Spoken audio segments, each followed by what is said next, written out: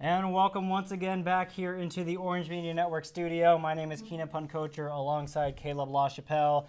We are unpacking, uncovering this historic night. I think in many ways an unprecedented night is an understatement. I think this is a statement that many people weren't expecting, I think, for us to be in right now. And I know certainly we have a lot of our OMN crew here tonight, a lot of our employees as well. They're all pretty shocked. They're all pretty surprised. They didn't see this coming as well. But while we were away, the key state of Nevada did actually end up turning into Hillary Clinton's favor. So 6 electoral votes there to Hillary Clinton.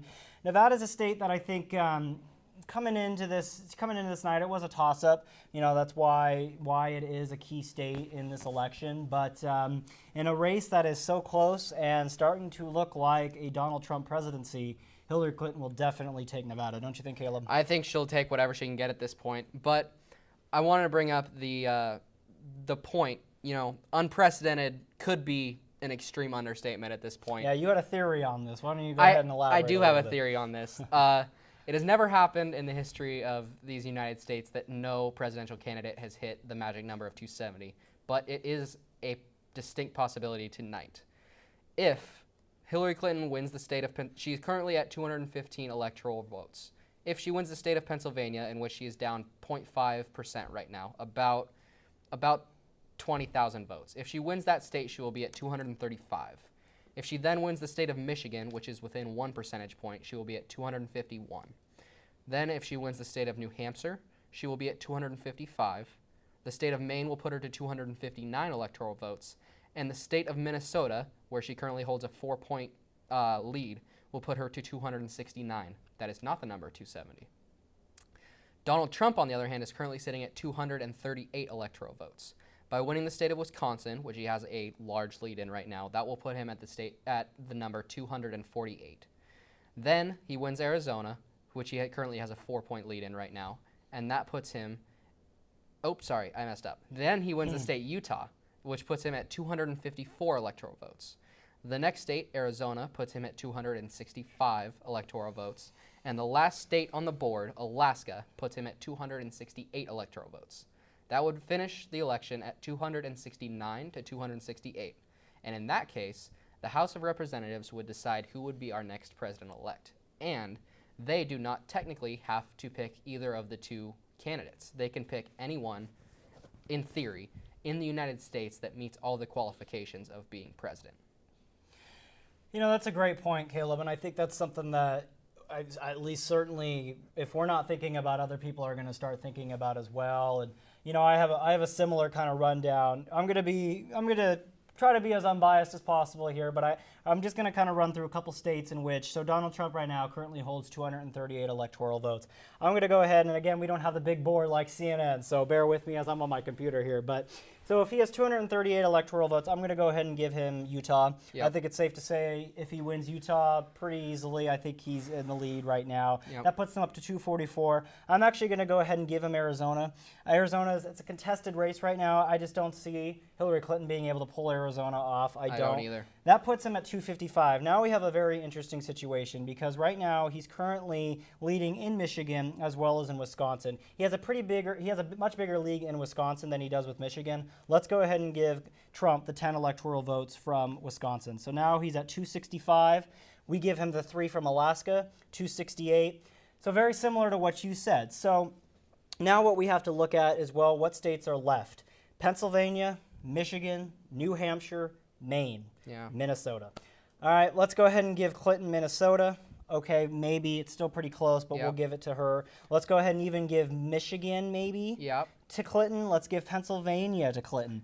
Even so then, New Hampshire and Maine. Maine right now, 3% lead for Clinton. In New Hampshire, a 0.1% for Trump. I'm going to go ahead, let's say Trump wins, he's the next president. He's the next president of the United States. All he has to do is win Utah, Arizona, New Hampshire, maybe Wisconsin, Michigan. If he can win one of those states, he's our next president. If he wins one of those, it's over. But You don't think there's ever been a time in history where Alaska and New Hampshire have been the two deciding states in a presidential election? Yeah, it's crazy all around. This is history, and we're gonna stick with you here for a little bit while longer as we're still waiting on some crucial states to come in. We're still waiting heavily on Michigan, on New Hampshire, on Pennsylvania, on Wisconsin. Pennsylvania state where Donald Trump has now taken about a 0.5% lead in Pennsylvania, growing a little bit, but that state's still going to be very close. Let's go ahead and turn a little bit now to the Senate race.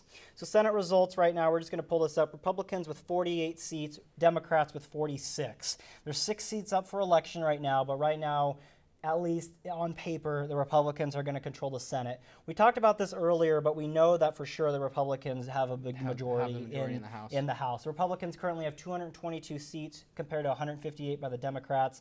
There's still 55 seats up for election, but magic number here in the House is 218. Once the House has 218 seats, they win the majority, so they now have the majority there. So that's interesting to mention too. Arguably right now, we know the House is going to be Republican. The Senate's still kind of up for grabs. Some key races still in some more liberal states. So I'm not quite convinced that the Senate's going to go to the Republicans quite yet. But just imagine for a second that Donald Trump wins the presidency, gets a majority in the House, gets a majority in the Senate. A lot of the naysayers, a lot of the people that say my vote's suppressed, a lot of those people, they're not going to have much options because Donald Trump's going to be able to push his agenda. He's going to be able to pass legislation that he wants. As well as put another possibly two Supreme Court justices on the court. Yeah, just about to touch on that. And that we said earlier, for sure there's going to be one Supreme Court justice, maybe even 2. Historically, this is interesting also because we have had 8 years of a Democratic president. Yep, we have. And oftentimes in this country, the map kind of flips between, okay, let's say Democrat for 4 to 8 years, then a Republican president. We've seen that in the past. And maybe that's just what one of these cases are. Maybe that's just an example where we're starting to see, hey, people are tired of the establishment. That's what Donald Trump's represented, is he's an anti-establishment character and a figure who's really different than someone like Hillary Clinton. I wanted to point out one of the CNN analysts, I don't know his name, I'm off the top of my head, I'm sorry, but he pointed out something I thought was very interesting while we were on our last break, and he said people are looking to Donald Trump for change. People that voted for Obama expecting change are looking to Donald Trump for change. Right. People that are they're fed up with, the people that say they're fed up with the establishment. They're fed up with establishment politicians. Donald Trump's the only guy. I mean, Ben Carson ran as a non-establishment as well as Carly Fiorina, but neither of them ever had a legitimate shot at becoming the Republican nominee. And I think now that we're in the general election, Donald Trump represents that non-establishment politician. Yeah, I agree with that. And I think just from an outsider's perspective, I think, this kind of illustrates largely, and I've kind of said this in the past before tonight, in that for all of those people who are upset that Donald Trump had a chance, maybe even now has a very high probability of becoming president, for all those people out there, I just like to remind them that our country is one that allows for this to happen. It does. We may not necessarily allow third-party candidates a lot of times, but we do have a system in place where someone like Donald Trump, a political outsider, with a lot of flack, a lot of baggage, can still carry this. And I think it's astonishing to me because you think about all the mistreatment of women that Donald Trump has conducted, the mistreatment for the Latino community. He's one of the first president in recent memory not to have a website in Spanish. About his plan, saying things like Mexicans are rapists. He almost seems like the new Teflon president if we're going to elect him, because Ronald Reagan has that title of the Teflon president, in which nothing would tend to stick to him. And it looks like, at least early indications, that if Donald Trump is able to win, there's going to be a lot of healing that he needs to do in this country. I certainly, although he may win, I don't think the majority of the country necessarily will be happy with that. We're seeing in the political vote right now 48% to 47% in the popular vote, rather.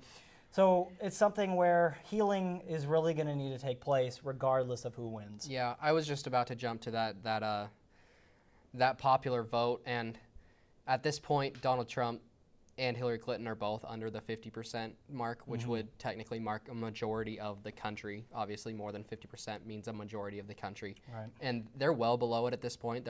Donald Trump's the closest at 1.8% below that 50% mark. And then some early exit polls from around the country. With the mail vote, Donald Trump he's got about 53% of the mail vote, whereas Hillary Clinton has about 41%, with the other 6% either other or a write-in. And then with the female vote, Hillary Clinton actually controls 54% of the female vote.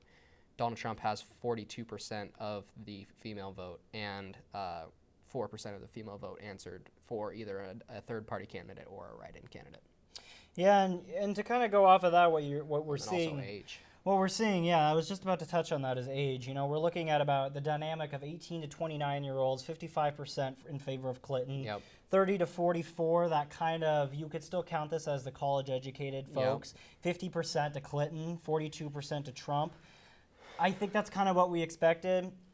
Older generation historically has voted Republican. Yep. We're seeing that 53% in both categories between 45 to 64 and then 65 and older. And one quick thing kind of to touch on before we go to break here, as we're just kind of, again, waiting for some more states to maybe roll in, is let's just talk a little bit about, we talked about it before, but now I think as we're starting to see exit polls finalize and we're starting to see more and more of the percentages roll in, let's just talk once again about how important Gary Johnson has been in maybe sealing this fate of not only Donald Trump getting elected, but hurting Secretary Clinton. Yeah.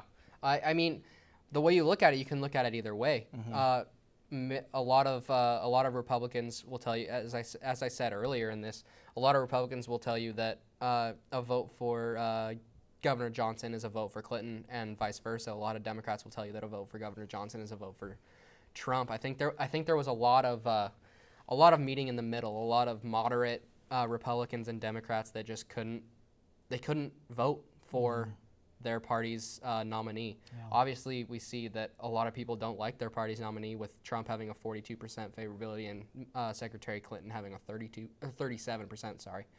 favorability rating. I think that